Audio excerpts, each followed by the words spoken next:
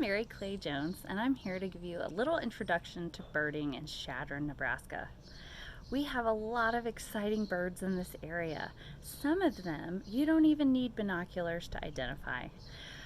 So today we're just going to do a few little things that will help you get outside, hopefully see some birds in your yard, and give you some tools to identify the birds around you.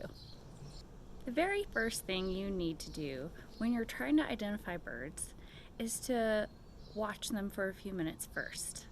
Think about the color, all the colors that are involved. What color is the chest? What color is the neck? Does it have colors on the cheeks? What about the head, the back, the rump? Some birds have a lot of stripes on their wings and some have dots. And so having a good bird book is really essential to helping you figure out what kinds of birds you see. But first and foremost, think about the color and the shape of the bird. If it helps you, think about where you saw them, what they were eating, were they on the ground, in a tree, at a feeder, and what colors they were and the shape of their beak. So this is just the Audubon Society Guide to Birds. I realize this is backwards because I'm doing a video, but if you see here, you can start to get a sense of the different parts that birders use to identify birds. So we've got beaks, the eyes, eye rings, wings, wing bars, tails, flanks, the chest, the back. This is the rump and the beak. All right, so if you've got a bird book at home, and maybe your parents do, you can most likely get one from the library if you don't have one at home. Open up the first couple pages and look for the diagram that shows the different parts of the bird. Another thing that's really useful is keeping a list. So you can write down what you see, when you saw it, what time of year, and the colors. You could even try to draw it. In fact, I think that's a great way for us to start. Let's take about 5 to 10 minutes, get some paper and some pencils, and I want you to draw from the best of your memory the last bird you remember seeing. Okay, go. Hi guys, now that you've had a chance to draw some birds that you remember, I want you to think about what the beak looked like. Go ahead and fill that beak in. I'd also love for you to think about what the wings looked like. If you could color them, if you remember what color they are, even if you don't have any colored pencils, you can label it. Brown, gray, black, black with a white wing bar. And now, think about the color of the eyes if you could see them. And what color was the head? What were they eating? So what this little exercise already allows us to do is to start drawing and remembering the kinds of birds that we see, and then you can keep it in a notebook. Maybe one day you'll get so into birds that you'll want to draw every bird you see and you'll want to keep a record. Some people like me who are bird nerds like to keep a log. We keep what's called a life list.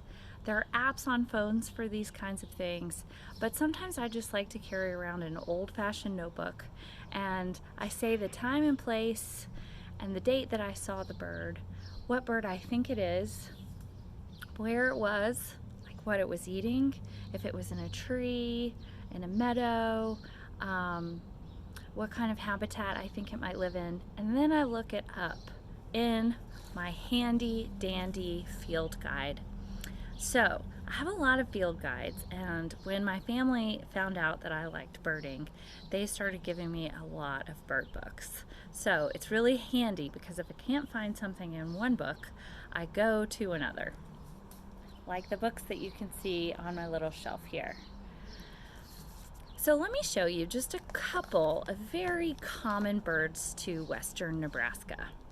The first is one of my absolute favorites, the red-headed woodpecker.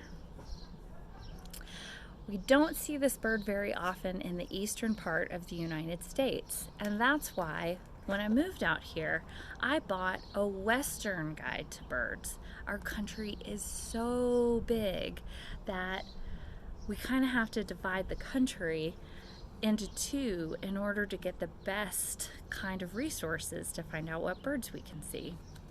Okay, so one of my favorite birds of this area. Notice that his head is entirely red. And other kinds of woodpeckers that we might see in the area have some speckles. This is the red-bellied woodpecker. And he's only got a little bit of red on his belly. But why isn't he called the red-headed? Well, because there's already one called the red-headed, and his entire head is red. He's really pretty when he flies. He looks like an arrow with a gorgeous back, really stark colors with the black shoulders and the white wings. He really loves ponderosa pines. So you might not see very many of these in town, but you will see them in Chadron State Park where all the ponderosa pine trees are. Let me tell you about another bird. This one you have probably seen. It's everywhere. It lives year-round in the entire United States. You guessed it, the American robin. We don't see that many here in the wintertime, but they are around a lot. They have the robin's red breast, a white eye ring with a speckle in it, a gray back, and a darker gray kind of charcoal head. Notice that his beak is pretty pointy, so he can grab those worms in the ground. And then, if you've got some field guides, one thing that's fun to do is to look at the map and understand the colors. Usually, purple means this is where a bird lives all year round. Yellow and orange can mean this is where they breed, so they might spend summer in Canada, but they're not there year round. And then way down here in the south, they're only there during the winter, but not in the summer. And a very pale yellow on your map will be migration. But robins don't tend to migrate that often. So they usually they winter, and then they stay year-round here, and then up here for summer. But they're not migratory, which means they move to go to another location to build nests and have babies. And they can stand the cold pretty well, but you are going to see some of these in your yard. Here's what we might be seeing right now. This is a juvenile robin, and he's got a lot of speckles on him. He's very cute, kind of polka dotted. And then this is the female, and the female is less colorful. A lot of female birds are less colorful than the males. And we might think as ladies, hey, that's unfair, we want pretty colors. It's actually to protect the women and draw the eye to the men. It's also how the male birds attract a female partner. They're flashier, and women get to choose who they're going to be with and have families with. So that's pretty cool. All right, up next in common birds to western Nebraska, this one I'm sure you guys know also, the blue jay. He's in a lot of our yards, and a lot of people call them trash birds or mean birds. And blue jays can be aggressive. They bully other birds, and they steal things. They're little thieves. They steal resources, and they're very noisy, but they're really pretty. They're very blue on the back and a gray-white on the chest. And if you've ever seen one from the total back, it looks like they're dripping with blue polka dots. And they have this little mohawk, like they've been in a punk rock band before, but they haven't. And their bill, if you look, is thicker. They eat a lot of insects, but they also eat a lot of nuts and seeds. And so the bill is going to be a little thicker depending on what a bird will eat. These you can see in the forest and in town.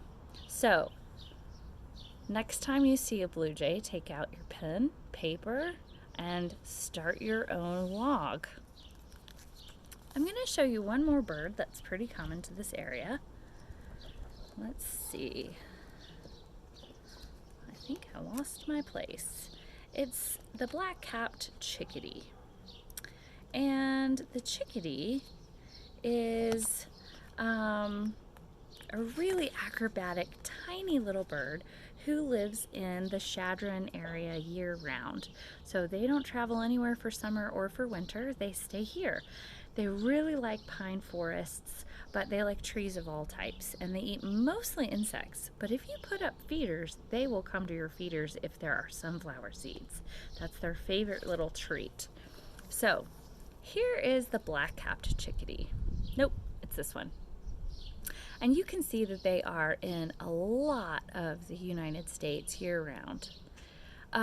They have this black cap and they have a black beard with this white stripe. And the sound that they make is chickadee-dee-dee. And that's why they're called the chickadee, because their little call sounds like their name. They have this short little tail, and they can hang upside down and eat nuts upside down. So if you ever get to see one of these, it is sheer fun to watch. Okay, so those are a couple of birds that you may have seen in your backyard or in the forests. I want you to choose one of these 4 birds that I've introduced you to, either the blue jay, the American robin, the red-headed woodpecker, or the black-capped chickadee. Take out your phones or look in one of these field guides that you might have on hand and draw another picture of it. You don't have to be great at art or drawing, but you could sketch it. Label the parts of it and then read about where it lives and what it eats. All right, take a few minutes to do that.